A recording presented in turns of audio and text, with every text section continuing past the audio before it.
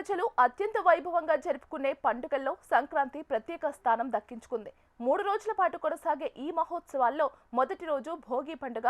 దక్షిణాయనం ముగిసి ఉత్తరాయణ పుణ్యకాలం ప్రారంభమయ్యే ముందు వచ్చే ఈ భోగి పండుగ మన సంప్రదాయాలకు, ఆచారాలకు ప్రతీకగా నిలుస్తుంది. చలి తీవ్రత ఎక్కువగా ఉండే ఈ కాలంలో చలిని తట్టుకునేందుకు భోగి మంటలు వేయడం ఆనవాయితీగా వస్తుంది. భగభగ మండే మంటల కారణంగానే ఈ పండుగకు భోగి అనే పేరు వచ్చిందని పండితులు చెబుతున్నారు.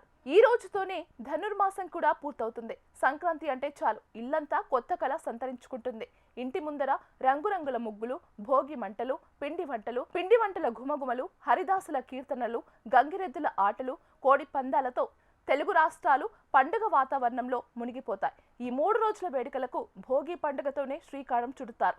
భోగి మంటను సామాన్యమైన మంటగా కాకుండా అగ్నిహోత్రంగా భావిస్తారు. ఇది ప్రతి ఇంటి ముంగిట జరిగే పవిత్ర హోమం లాంటిదని శాస్త్రం చెబుతుంది. అందుకే భోగి మంట చల్లారిన తర్వాత తీసిన భస్మాన్ని పిల్లల నుదిటిపై నామంగా పెట్టడం ఆనవాయితీ. పెద్దగా కాకపోయినా చిన్నగా అయినా భోగి మంట తప్పకుండా వేయడం శుభప్రదమని పండితుల అభిప్రాయం. ఈ ఏడాది భోగి పండుగను జనవరి 13న జరుపుకోవాలా లేక జనవరి 14న జరుపుకోవాలా అనే సందేహం చాలా మందిలో నెలకొంది. పంచాంగకర్తలలో అధిక శాతం మంది సౌరమానాన్ని ఆధారంగా తీసుకొని 2026లో పండుగలను జనవరి 14, 15, 16 తేదీల్లో జరుపుకోవాలని సూచిస్తున్నారు.